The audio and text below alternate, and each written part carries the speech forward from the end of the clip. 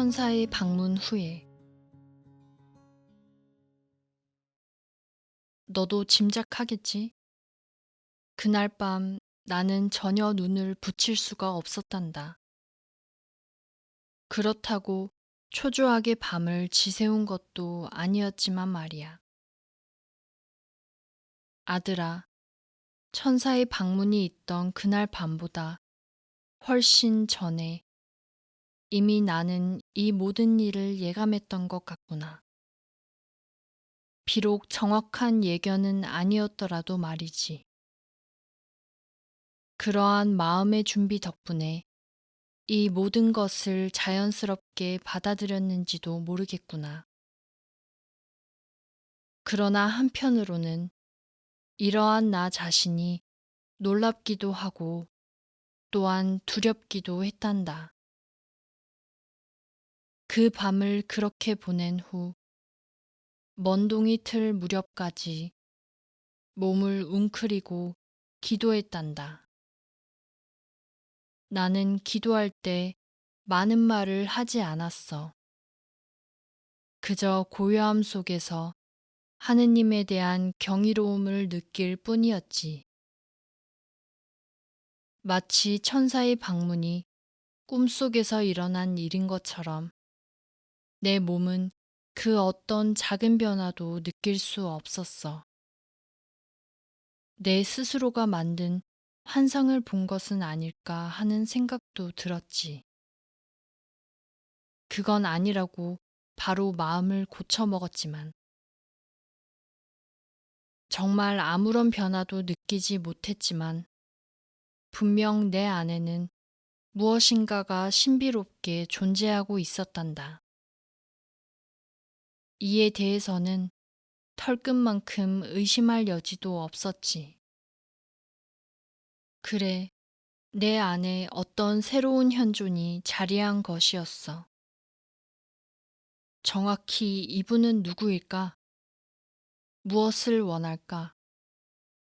위대한 도시 예루살렘에 강림하지 않으시고 갈릴레아의 보잘것없는 이 작은 촌락에서 탄생하기를 원하는 이분은 어떤 구세주일까? 왜 권력 있는 유력한 가문이 아니라 가난한 나를 어머니로 택한 것일까? 모세를 생각해봐도 그는 가난한 히브리인 가정에서 태어났지만 파라오 왕궁에서 장성하지 않았니? 내게서 태어날 구세주도 어느 날 유력자가 빼앗아 키우려 들지는 않을까? 나는 아기의 성장을 지켜보며 기뻐하는 어머니가 아니라 유모와 같은 역할을 맡은 것이 아닐까? 사랑하는 아들 요한아, 나는 그날 이러한 생각으로 거의 밤을 지새웠단다. 나는 하느님께 이처럼 많은 것들을 여쭙고 싶었지. 나는 네라고 승낙한 그 순간부터 어머니로서의 내 삶이 시작된 것임을 깨달았단다. 이러한 일이 어떻게 이루어진 것인지 나는 알지 못했어. 심지어 오늘날에 이르기까지도 그 신비를 완전히 이해하지는 못하지. 그러나 모든 믿는 이들이 믿고 고백하는 것을 나 역시 믿고 있단다. 거룩하신 하느님께 불가능이란 없다. 하느님을 향한 그와 같은 믿음이 있었기에 내게서 메시아의 탄생이 이루어진다는 것에 큰 의혹을 갖지 않을 수 있었단다. 하지만 끊임없이 질문들이 생겨났지. 내 태중에 있는 아들은 하느님과 어떤 관계를 맺는 것일까? 내 아들을 하느님의 아드님이라고 부르게 될까? 그렇지만 하느님의 아드님이 어떻게 인간이 될 수 있을까? 지극히 높으신 하느님의 아드님, 메시아를 이스라엘 백성이 과연 어떻게 받아들일까? 이렇게 수많은 의문들이 꼬리에 꼬리를 물고 이어졌지. 내 아들은 어떤 사람이 될까? 전쟁을 이끌 명장일까? 평화를 가져오는 영웅일까? 거대한 전쟁들을 승리로 이끌며 사람들이 흘린 피로 자신의 손을 흥건히 적실까? 아니면 거룩한 자비로 하느님의 백성이 회개하도록 하고 그들을 새로운 삶의 길로 이끌어갈까? 그런데 갑자기 내 마지막 의혹에 즉각적으로 응답을 받는 듯한 느낌이 들었단다. 내 안에 작은 형상으로 인간의 삶을 시작하는 아이가 자신의 온몸을 뒤흔들며 응답하는 듯 했지. 나는 아들이 결코 전사가 아닐 것임을 확신했단다. 그는 결코 폭력을 휘두르지 않을 것이고 사람들과 백성을 파탄으로 몰고 가는 폭력 또한 용납하지 않을 것이라는 확신이 들었지. 이와 같은 확신이 든 후에는 마음에 기쁨이 가득 차올랐지만 그와 동시에 두려움도 자리 잡더구나. 전쟁에 용맹한 명장이나 투사를 갈구하는 내 친척들과 동족들이 과연 어떻게 생각할까? 또 이스라엘 백성 대부분은 어떻게 생각할까? 얼마 전 회당에서 아삽이 봉독하다만 이사야서에 나온 것처럼 장차 올 메시아는 사람들에게 배척당하지 않으실까? 한편으로는 이런 생각도 들었지. 메시아는 전쟁이 아닌 평화를 선포하지 않을까? 당신 백성이 원하는 메시지를 가지고 오지 않은 메시아가 사람들에게 배척당하지 않을까? 이와 같은 상황들은 이미 많은 예언자들의 생애를 통해 잘 알려져 있지 않았던가?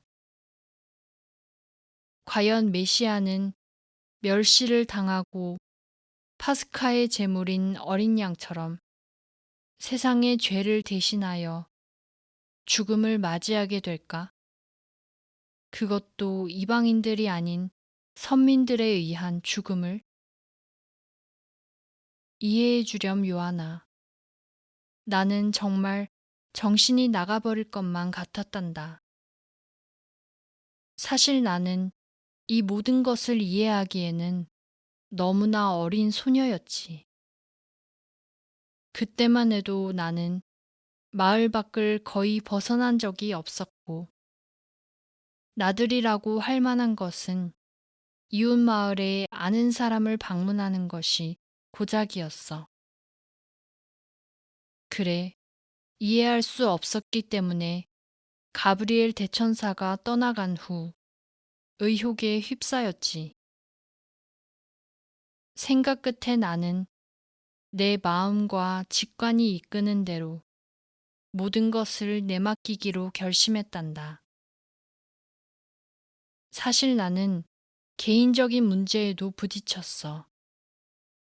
요하나, 너도 잘 알듯이 우리 이스라엘 민족은 엄격한 법규를 갖고 있었지.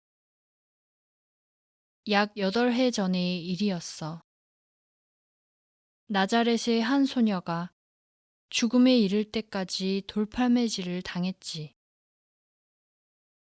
미칼이라는 이름의 그 소녀는 신기루 장수인 토비아와 약혼한 사이였어.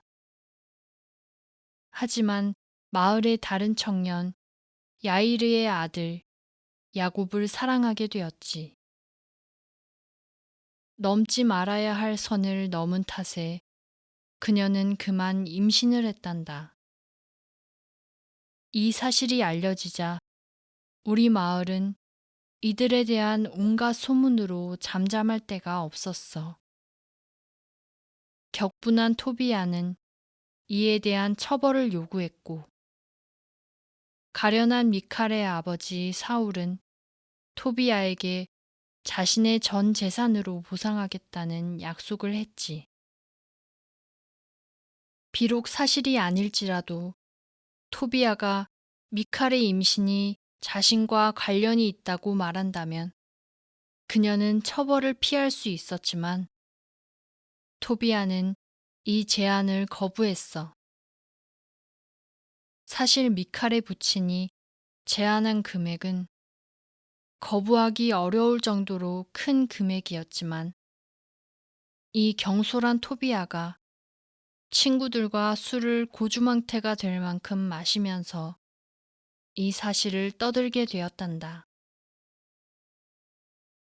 그는 공개적으로 미칼과의 관계를 부인했고 결국 그로 인해 그녀는 간음이라는 죄명을 쓰고 돌팔매질 아래 죽음을 맞을 수밖에 없었어.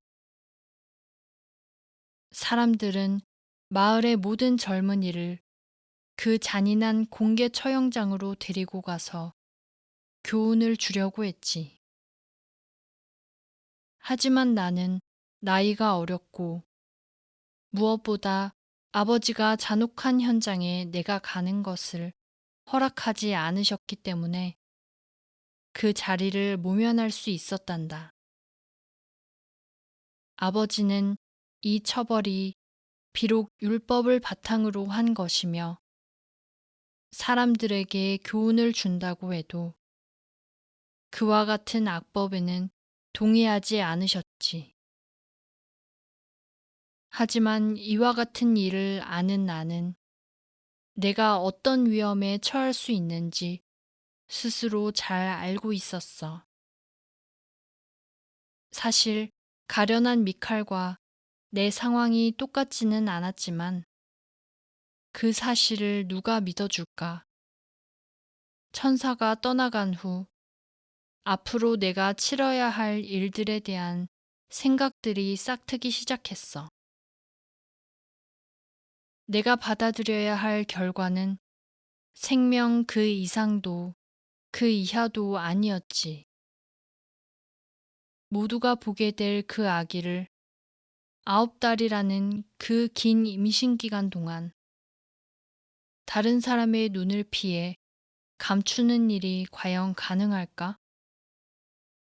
사람들은 뭐라고 말할까? 요셉은 이 일을 어떻게 받아들일까? 그리고 어떻게 반응할까? 토비아가 미칼에게 했듯이 요셉도 나를 공개적으로 부인할까? 그 지경에 이른다면 나는 어떻게 될까? 그리고 내 아들은 어떻게 될까? 이를 제쳐두더라도 부모님께 어떻게 말씀드려야 할까? 천사의 방문을 무슨 방법으로 납득시켜야 하지? 딸을 그토록 사랑하시는 어머니께 내가 임신했다는 것을 어떻게 말해야 할까? 하느님이 손수 내 태에 임하시어 성령으로 잉태시키셨음을 어떻게 나에 대한 부모님의 전폭적인 신뢰와 지지를 의심하지 않지만 이 같은 엄청난 일을 어떻게 말해야 할까? 지금까지 부모님을 단 한 번도 실망시킨 적이 없는데 항상 딸에 대한 긍지와 자부심을 가지고 계신 분들이 아닌가. 말씀드리면 나를 어떻게 생각하실까? 마을 사람들은 내 임신을 두고 아버지를 비웃을까? 더욱이 아기의 아버지가 될 사람이 누구인지조차 알 수 없는 비정상적인 임신 아닌가. 요한아, 내게 말하는 이 모든 것을 부디 이해해 주길 바란다. 하느님의 뜻에 내가 순종한 이 거대한 사건이 무엇을 뜻하는지를 이해하는 일은 결코 쉬운 일이 아니기 때문이야. 하느님께 네라고 말씀드리기는 쉽단다. 그러나 그것을 실행에 옮기기는 참으로 어려운 일이지. 특히 이와 같은 상황에서라면 말이야. 훗날 내 아들 예수가 기적을 행하던 때에 모든 이가 예수에게 환호하고 박수를 치며 몇몇 여인들은 내가 메시아의 어머니라는 것을 부러워하고 입에 침이 마르도록 나를 칭송하기도 했단다. 이는 사실 모든 이스라엘 여성들이 갈망하던 바였지. 그러나 내 아들이 치를 값, 그런 구원을 위한 희생을 갈망했던 것은 아니었다. 나는 나와 아기가 생사의 기로에 서 있다는 것을 알고 있었어. 동시에 나는 나와 내 가족의 명예, 미래까지 모두 하느님의 손에 의탁했지. 그러나 이러한 혼란 속에서 어떤 해결책을 찾아야 할지는 막막하기만 했단다. 그때 지극히 높은 분의 영이 연약한 나를 돕기 위해 찾아왔어. 나는 그분의 거대한 날개 아래에 피신처를 찾았고 평온을 되찾았다. 나는 지극히 높으신 분의 거룩한 손길을 느낄 수 있었지. 그분은 내 머리를 쓰다듬으시며 권능이 넘치는 목소리로 가브리엘 대천사가 했던 두려워하지 마라 라는 말을 반복했단다. 두려워하지 마라, 내 연인이여, 내 비둘기여. 다만 나를 믿어라. 나는 전지전능하며 내게 불가능이란 없다. 그대가 순결을 간직한 채 잉태한 것도 가능한 일이 아니었는가. 아무것도 두려워 말고 나를 믿어라. 들판의 꽃들과 하늘을 나는 새들을 보아라. 내 허락 없이는 꽃잎 하나, 새 한 마리도 땅에 떨어지지 않는다. 하물며 그대는 이 세상의 그 어떤 꽃보다, 그 어떤 새보다 훨씬 더 소중하지 않은가. 그대의 태중에 내 아들을 잉태하게 하고 나에게 반하는 저 부당한 악법 때문에 그대가 죽음을 맞도록 내버려 둘 것 같은가. 수천 년을 두고 인류가 기다려온 메시아의 탄생인데 그를 사람들의 증오와 돌팔매질에 내맡겨 둘 것 같은가. 두려워 마라. 사랑하는 이여, 내 비둘기여. 그대와 아기는 모두 내 보호 아래 있다. 지옥의 막이라 해도 결코 그대들을 해치지 못할 것이다. 나는 거룩하신 하느님의 이러한 위로의 말씀을 들으며 어느덧 스르르 잠이 들었단다. 그분의 거룩하신 팔 안에 우리 모자가 있다고 확신했지. 그 외에 다른 어떤 빛도 나를 비추지 않았단다. 해결의 실마리조차 찾을 수 없었지만 이제 나에게는 하느님이 모든 것을 해결해 주시리라는 믿음과 내가 해야 할 일은 오직 그분께 의탁하는 것뿐이라는 믿음만이 남았지. 나는 아버지가 자주 반복하셨던 말씀을 기억해냈단다. 우리의 힘은 믿음에 있다.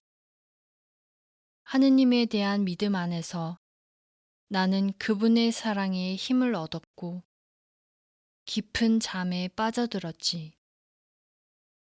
이미 새벽 무렵이었어.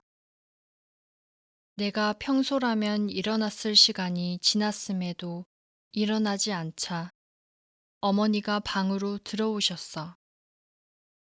어머니는 얼굴 가득 미소를 띠고 잠꾸러기라고 놀리며 내 곁에 앉아 나를 깨웠어.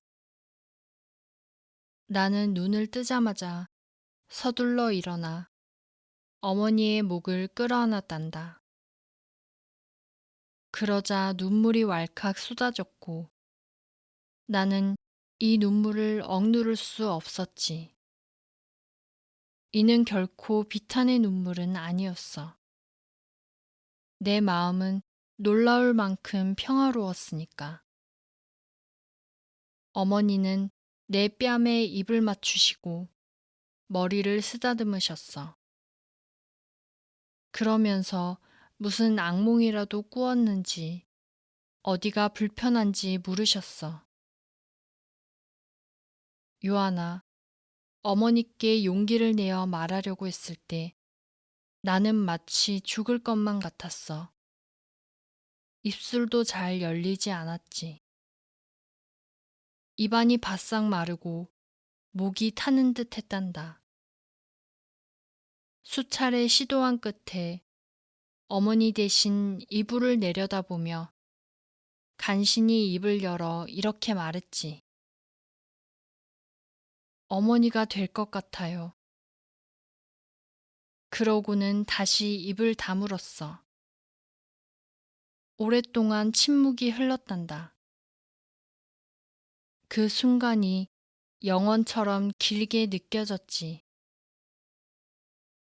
어머니는 당신의 손을 내 손에 포개고 있었어. 그래서인지 어머니의 마음이 내게로 쉽게 전해지더구나. 경악, 큰 실망감과 불쾌함, 그리고 거대한 고통의 바다가 어머니의 영혼을 뒤엎고 있었지. 게다가 아기의 아버지가 누구인지도 모르고. 잠시 후 어머니는 당신 손으로 내 턱을 들어 올리며 당신의 눈을 바라보라고 하셨어. 나처럼 어머니의 눈에도 눈물이 가득 고여 있었지. 우리는 서로를 오랫동안 바라보았고 어머니는 나를 꼭 안아주셨어. 우리가 얼마 동안 그렇게 있었는지는 알 수 없구나. 단지 우리 모두 걷잡을 수 없이 눈물이 흘렀지. 우리의 격앙된 마음이 평안을 되찾자 어머니는 요셉에 대해 물으셨어. 언제 어떻게 된 일이냐고 묻지 않으시고 단지 언제 요셉에게 시집갈 것인지 물으셨어. 어머니는 아기의 아버지가 요셉이 아니라고 짐작하신 모양이었지. 나는 더욱 용기를 내어 어머니께 모든 것을 말씀드렸단다. 그런데 어머니의 반응이 놀라웠어. 모든 것을 들으신 어머니가 내 말을 모두 의심 없이 받아들이셨고 안도의 한숨마저 길게 내쉬셨기 때문이었지. 사실 내가 그토록 놀라워할 이유는 없었어. 왜냐하면 어머니는 하느님의 사람이었기 때문이야. 내가 여러 가지로 설명하지 않아도 믿기 어려운 일들을 진실로 받아들이시는 어머니를 보며 어머니의 마음에서 하느님이 손수 일하신다는 것을 알 수 있었단다. 나는 어머니께 내가 순결을 간직하고 있다고 했고, 시험해 보아도 좋다고도 했지만, 어머니는 이를 이런지하에 거절하셨어.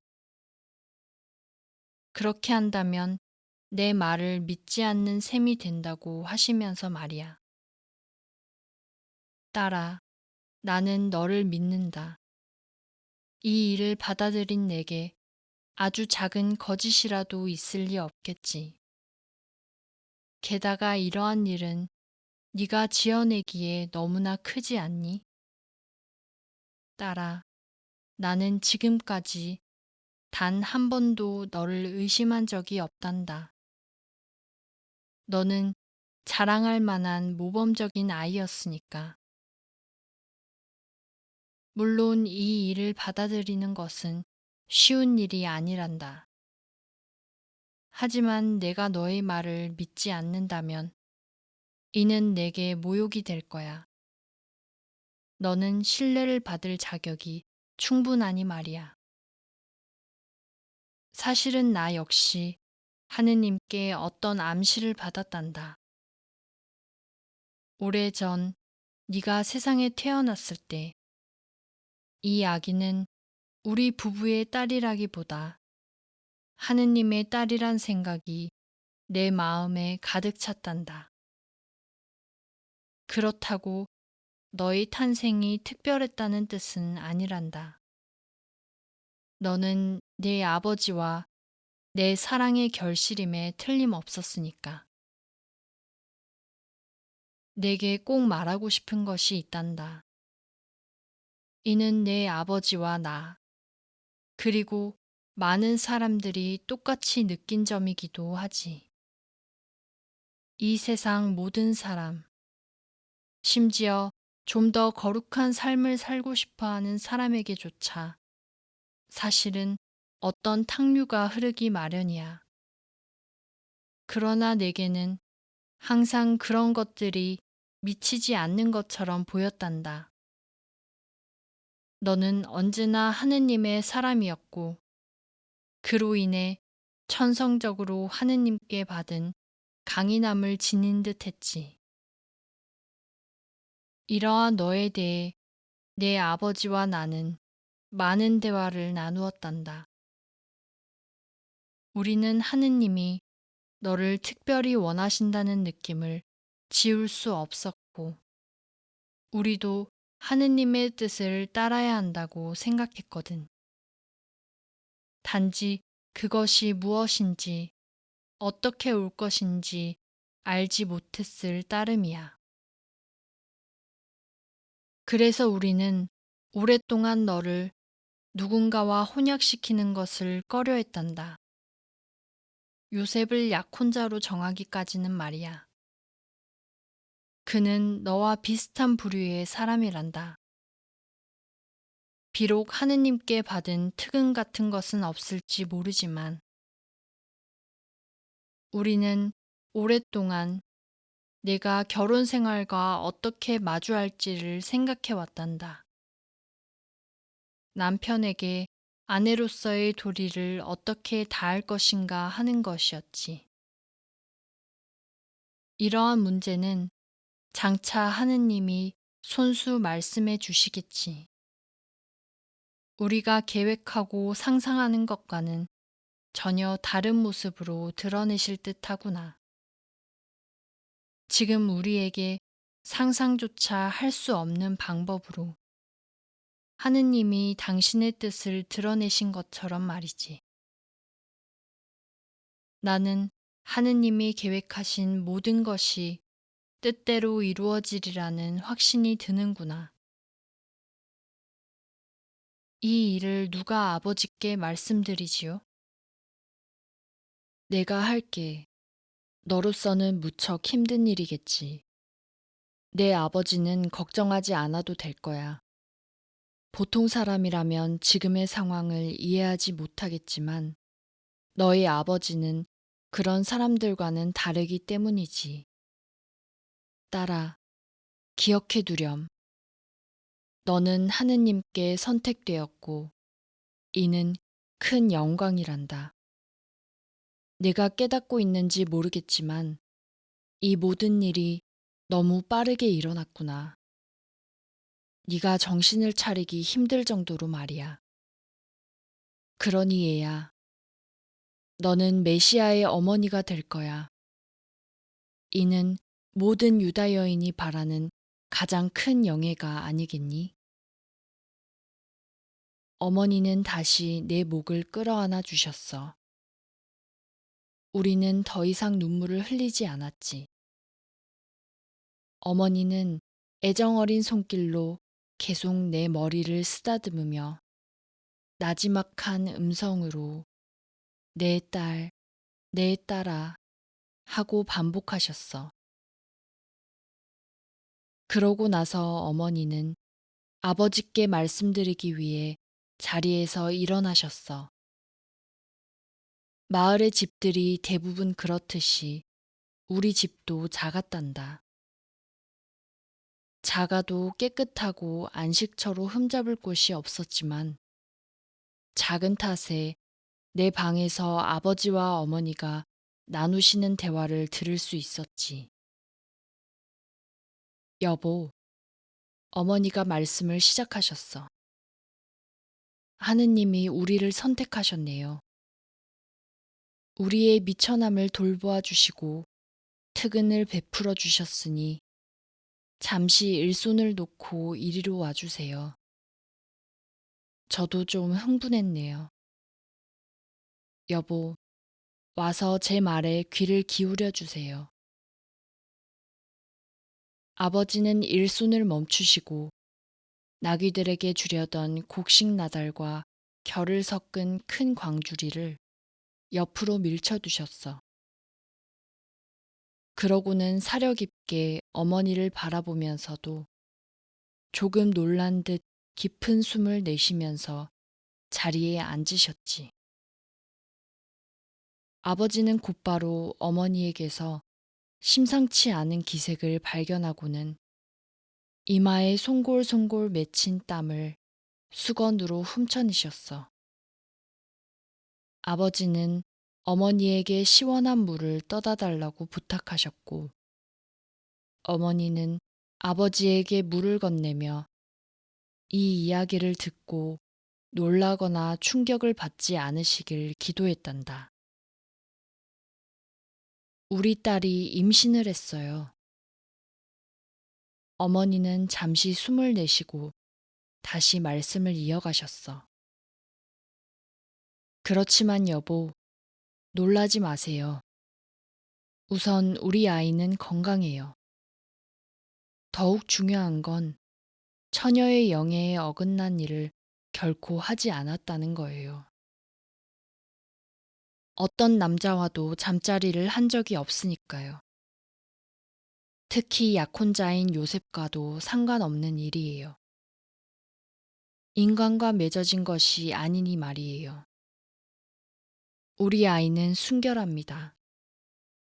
만일 이를 의심한다면 증명할 수도 있어요.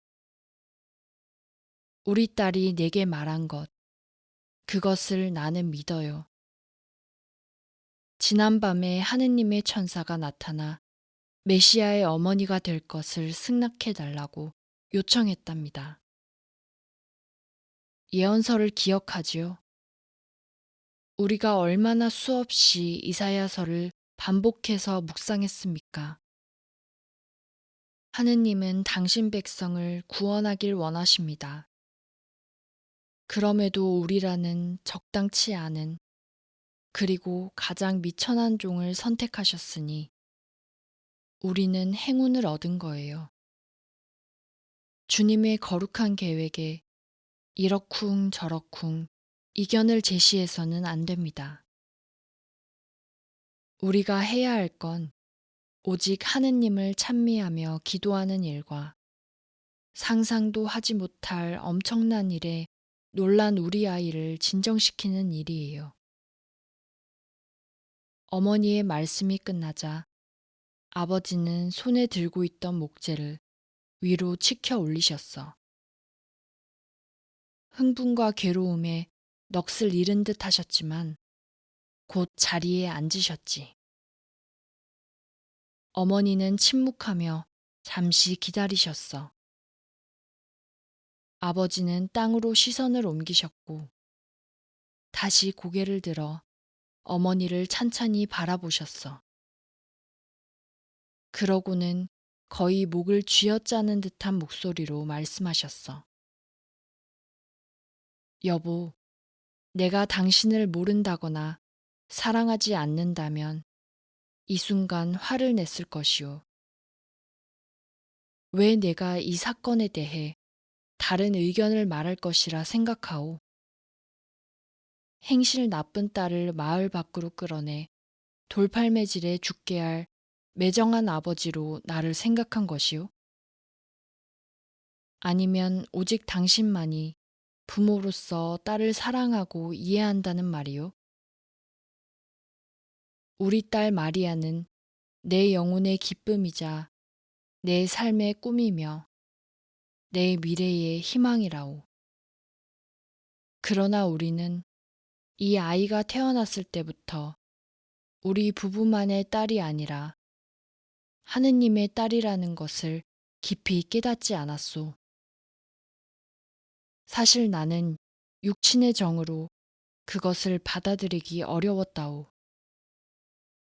아무도 이러한 사정을 믿으려 들지 않을 것이오만 당신과 나는 이것이 진실임을 잘 알고 있소.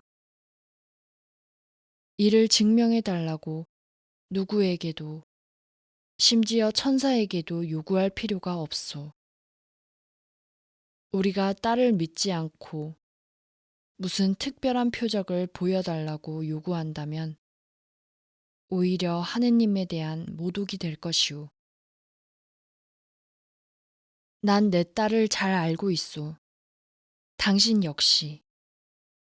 이는 모두 틀림없는 사실이오.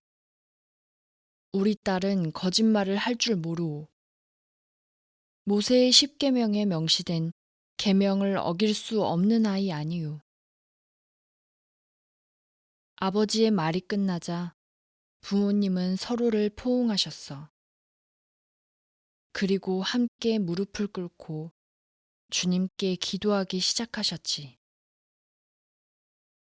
오 전지전능하신 하느님, 아버지의 목소리는 안식일 오후마다 시편을 즐겨 낭송하던 바로 그 목소리였어. 하늘에 좌정하신 분이시여, 당신께 저의 눈을 듭니다. 보소서, 종들의 눈이 제 상전의 손을 향하듯, 몸종의 눈이 제 여주인의 손을 향하듯, 그렇게 저희의 눈이 주 저희 하느님을 우러릅니다. 저희에게 자비를 베푸실 때까지. 시편 낭송이 끝나자 계속해서 당신의 기도를 바치셨어. 하느님, 영원히 찬미 받으소서. 당신 백성에게 언약하신 바를 충실히 지키시는 주님. 당신께 저의 눈을 듭니다. 지금 제가 처한 상황, 이 당혹감과 털끝만큼 작은 의혹에서 저를 완전히 해방시켜 주소서. 당신의 모든 성의와 모든 안배의 길에 제가 오롯이 순종하고 따르도록 도와주소서. 저의 약함을 보시고 당신의 강인함을 허락하시어 이 크나큰 사건을 통해 제게 명하신 아버지로서의 모든 사명을 올바르게 수행하도록 도와주소서. 제게 지혜를 허락해 바른 길로 나아가도록 도와주소서. 항상 당신께 헌신한 저희 어린 딸을 도와주시어 그 아이가 감당할 수 없는 큰 짐을 지우지 말아 주소서. 힘든 짐은 그 아이 대신 제 등에 지워주시어 딸의 고통을 줄여주소서. 주님, 저희는 저희 능력에 감당할 수 없는 큰 것을 바라지 않습니다. 비록 모든 이가 자신의 가정에 메시아가 오시기를 희망하고 있사오나 저희는 그런 일을 감히 꿈에서조차 바라지 않았나이다. 하느님께서 잘 아시듯이 저희의 유일한 바람은 저희가 당신을 위한 유익한 종, 비록 비천하고 소박할 망정, 당신께 무언가 봉사하는 종이 되는 것이었나이다. 하느님, 지금 당신은 저희를 주목하셨고, 이렇게 당신 손안에 저희가 있습니다. 저희 딸 안에 씨를 뿌리신 당신의 계획이 실패로 돌아가지 않도록 하시고, 구원 사업의 모든 여정이 빗나가지 않도록 하소서. 또한 저희에게 영광과 영예를 주지 마옵소서. 저희는 그것을 청하지 않겠나이다. 오로지 당신의 뜻을 실천하고 우리의 어리석음으로 인해 당신의 거룩한 뜻이 어긋나게 되는 일이 없도록 하소서. 아버지는 기도를 마치고 땅에 이마를 붙이신 채 오랫동안 엎드려 계셨어. 어머니 역시 같은 자세로 엎드려 간언하셨지. 나는 천으로 반쯤 가려진 내 방의 창문을 통해 이 모든 것을 지켜보았어. 나는 몹시 놀랐고 감사의 마음이 흘러 넘쳤지. 조금 후에 인기척이 들렸단다.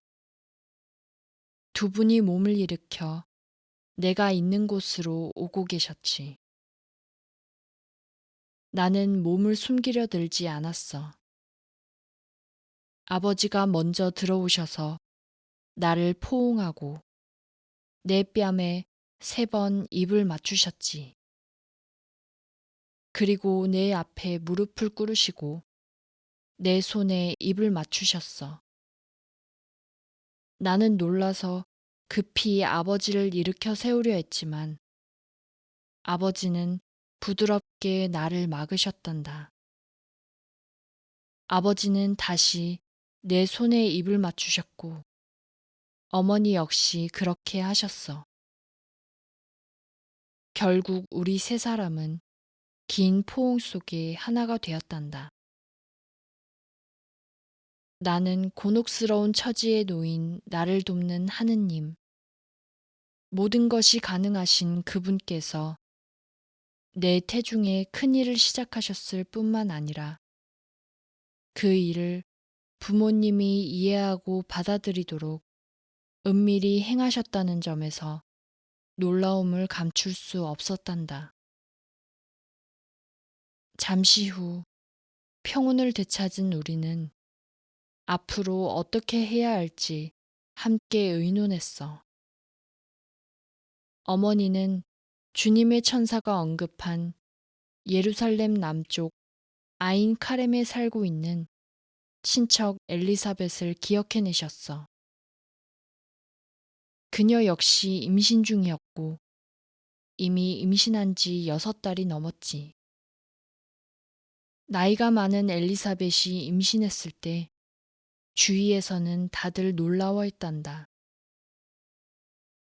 엘리사벳을 방문하기 위해 먼 길을 간다는 것은 부담스러웠지만 나는 결단을 내려야 했어. 그녀에게 필요한 조언을 구하고 마을의 일이 정리될 때까지 시간을 벌기 위해 나는 그곳에서 기다리기로 했단다. 부모님은 약혼자 요셉과 이야기하기로 하셨어. 만일 요셉의 반응이 부정적이라면 내 운명은 이미 정해진 것과 같았지. 우리는 이스라엘 백성의 희망인 내 태중에 있는 아들과 내가 처할 수 있는 모든 위험에 대비해 대책을 강구해야만 했어. 그날 오후에 나는 고향 나자렛을 떠나 남쪽에 있는 엘리사벳의 집으로 긴 여행을 하기로 결정했단다. 이 여정은 꽤 위험했지만 다행히도 이웃 마을 가나안에 예루살렘과 교역하는 상인들이 있었어. 어쩌면 아인카림까지 나와 동행해줄 일가나 지인이 있을지 모른다는 희망을 가지고 아버지는 아도니아를 만나러 갔단다. 이사야서의 내용을 확인하고자 그의 집을 다녀간 지 채 하루가 지나기도 전에 그의 집을 다시 찾은 것이지. 아버지는 아도니아에게 가나안 지역에 우리 부녀가 묵을 수 있을 곳과 내가 안전하게 여행할 수 있도록 도와줄 사람을 찾아달라고 부탁하셨어. 아도니아는 자신의 동생 마나세스를 추천했어. 마나세스는 젊은 나이에 거상이 된 사람이었지.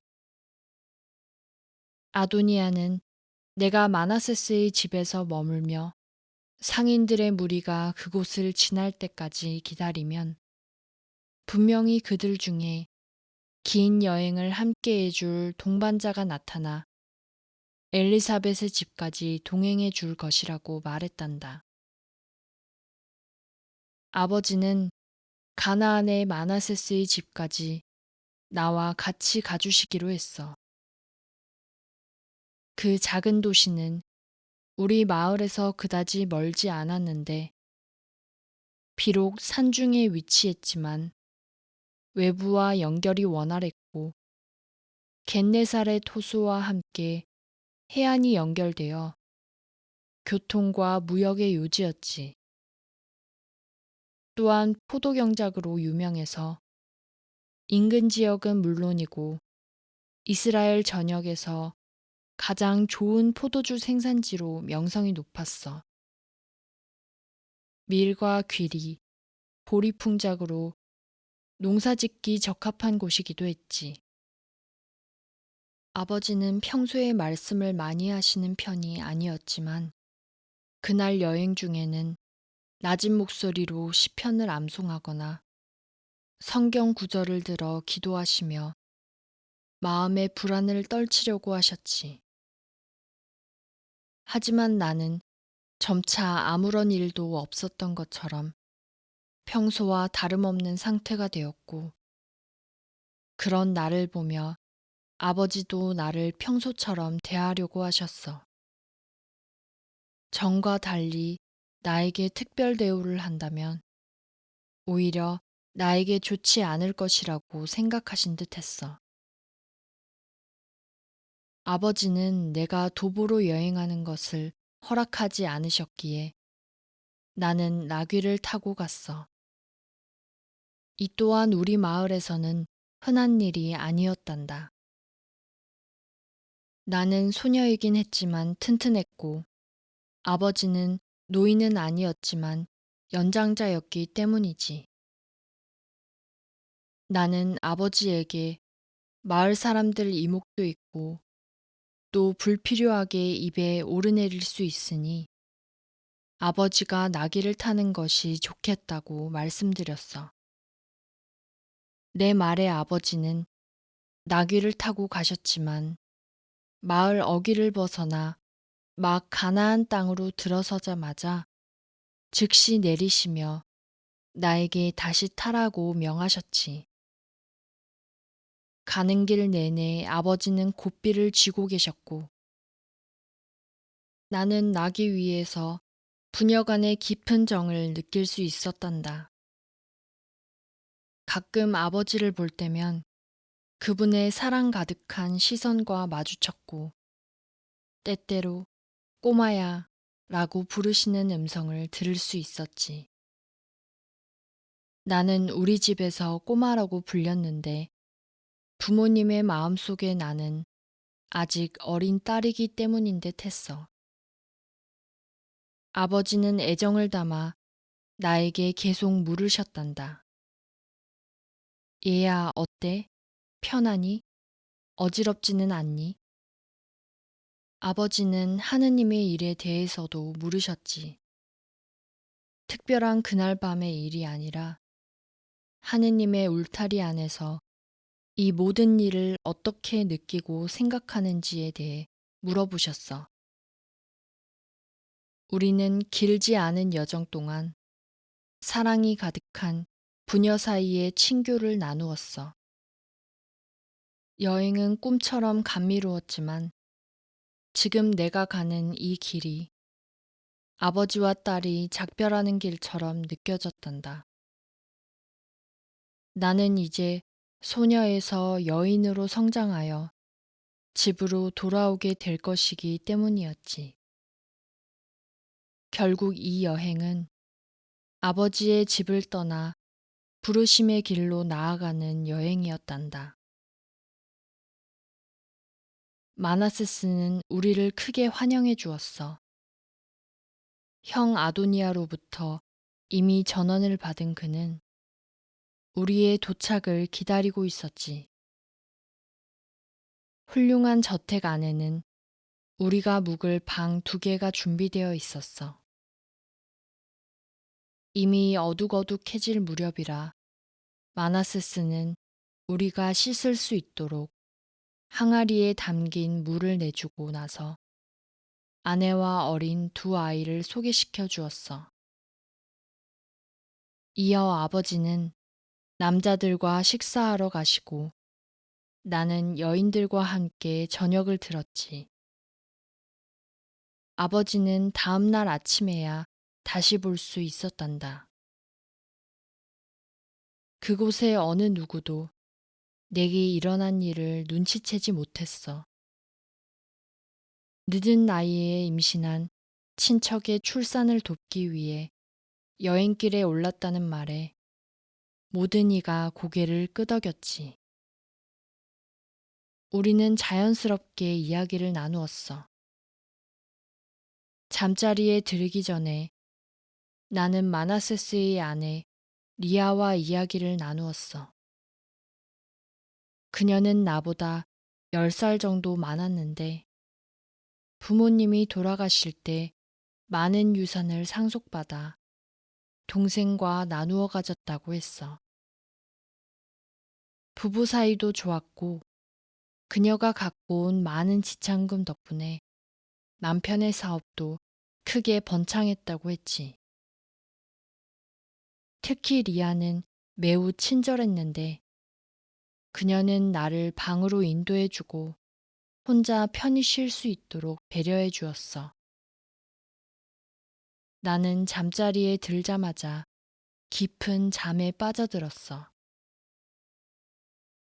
새벽에 눈을 떴을 때 온몸이 날아갈 듯 가벼웠단다. 내 몸에 아무런 일도 일어나지 않은 것 같았지. 잠자리에서 나오기 전에 나는 하느님께 기도를 바치며 그분의 보호에 감사드렸어.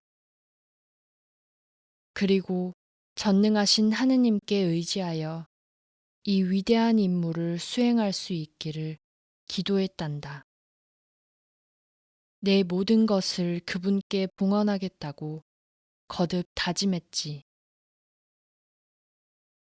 분주하게 하루 일과를 시작한 하인들이 내게 빵과 따뜻한 우유를 아침으로 가져다 주었어. 아침을 들고 있을 때 리아가 어린 아들인 레비를 품에 안고 다급히 달려왔단다.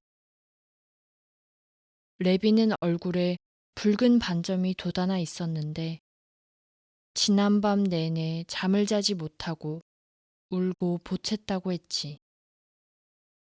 리아는 갑자기 고열에 시달리는 아들을 안고 안절부절 못했어. 그러면서 마을에 전염병이 돌고 있는데 레비와 같은 증상을 보이던 어린아이 3명이 얼마 전에 세상을 떠났다고 말했지.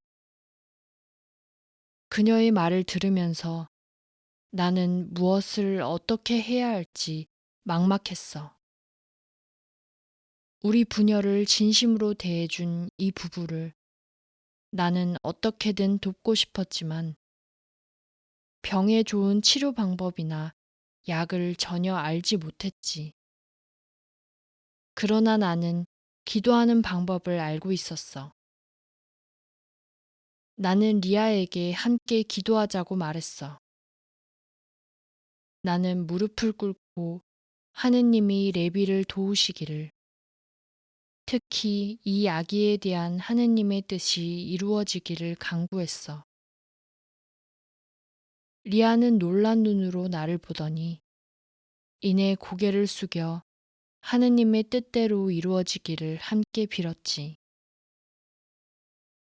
내 옆에서 무릎을 꿇고 함께 기도하는 그녀의 품 안에서 어린 아들은 계속 울며 보챘단다.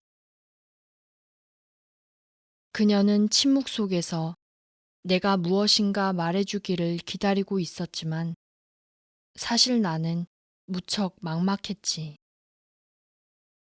만일 아버지가 그 자리에 계셨다면 오래된 시편 한 구절이나 예언서라도 낭독하셨겠지만 나는 암송하는 부분이 혹시 틀리기라도 할까 걱정되어 아무 말도 할 수 없었어.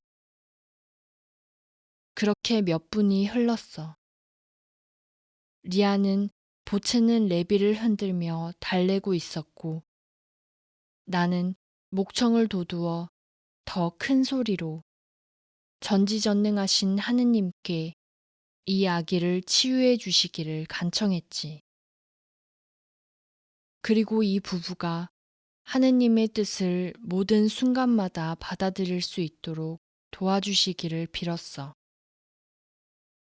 나는 기도를 모두 마친 후에 레비의 이마에 입을 맞추었어. 그때 엄청난 일이 일어났단다. 요하나, 레비가 갑자기 울음을 그치더니 미소를 지었단다. 그러고는 두 눈을 크게 뜨고 어머니를 힘껏 떠밀더니 깊은 잠에 빠져들었어.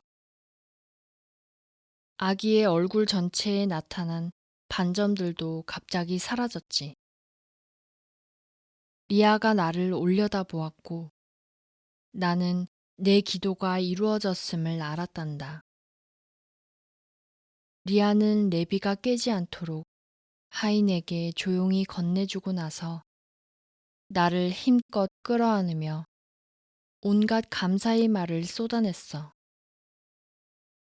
그러나 정작 놀란 것은 바로 나였단다. 사실 나는 단 한 번도 기도가 필요하지 않다거나 하느님이 내 기도를 들어주지 않으실지도 모른다는 의혹을 가진 적이 없었어. 오히려 지금까지 내 기도가 이루어지는 체험을 여러 번 했기에 나는 오직 중요한 일들만 주님께 청원했단다. 하느님은 마치 내가 청하기를 기다렸다가 바로 들어주시는 듯한 착각까지 들 정도여서 나는 하느님의 이러한 은혜를 남용하고 싶지 않았지. 하지만 이제까지 이처럼 즉각적으로 이루어지는 경우는 없었어. 그런데 리아가 기쁜 나머지 온 집을 구석구석 돌아다니며 아기에게 일어난 일을 사람들에게 전하기 시작했어.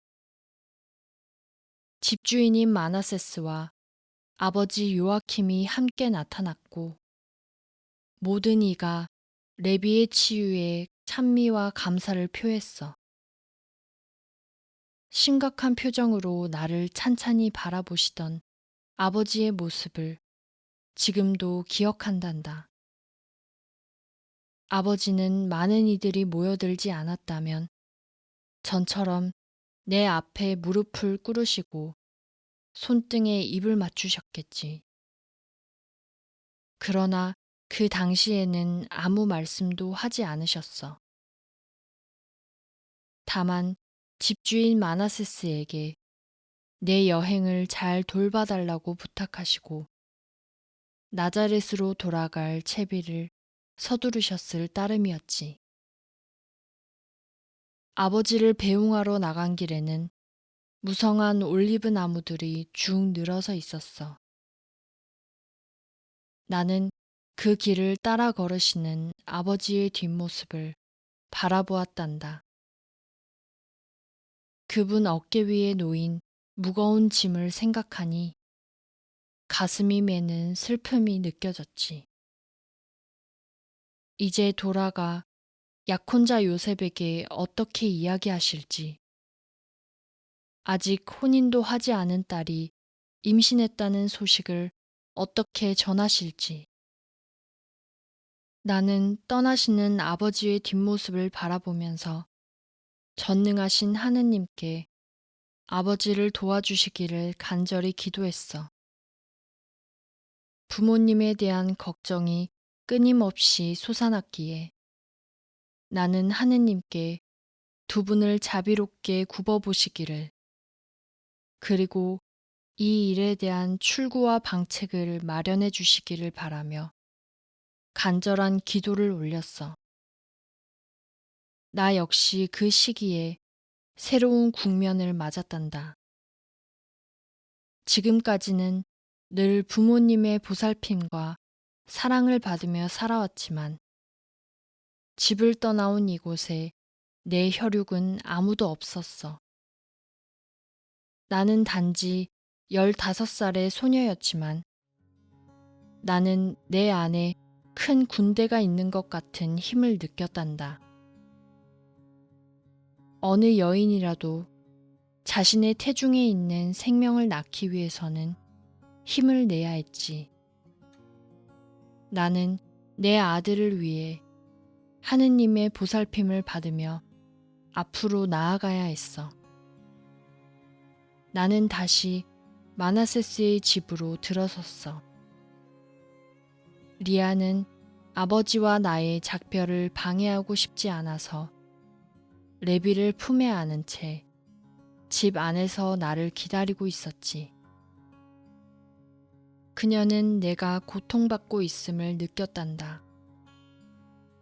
레비는 나를 보자마자 양팔을 버둥거리며 나를 반겼어. 나는 아기를 끌어안으며 하느님 은총으로 다시 살아난 것에 대해 감사의 기도를 올렸어. 이 아기를 위해 무엇인가 할 수 있었던 것에 감사드리며 이것 또한 하나의 상징이었단다. 나와 내 아들은 우리를 위해서가 아니라 스스로를 포기함으로써 모든 일을 위해 헌신해야 한다는 것을 깨닫게 되었지. 나는 다시 하느님께 네 라고 말씀드렸어. 레비에게 입을 맞추면서 나는 리아에게 미소를 보냈어. 그러나 내 눈에는 어느새 눈물이 맺혔지. 아버지를 떠올릴수록 그분의 가슴에 예리한 칼을 꽂은 것만 같은 아픔을 들였다는 생각을 떨칠 수가 없었단다.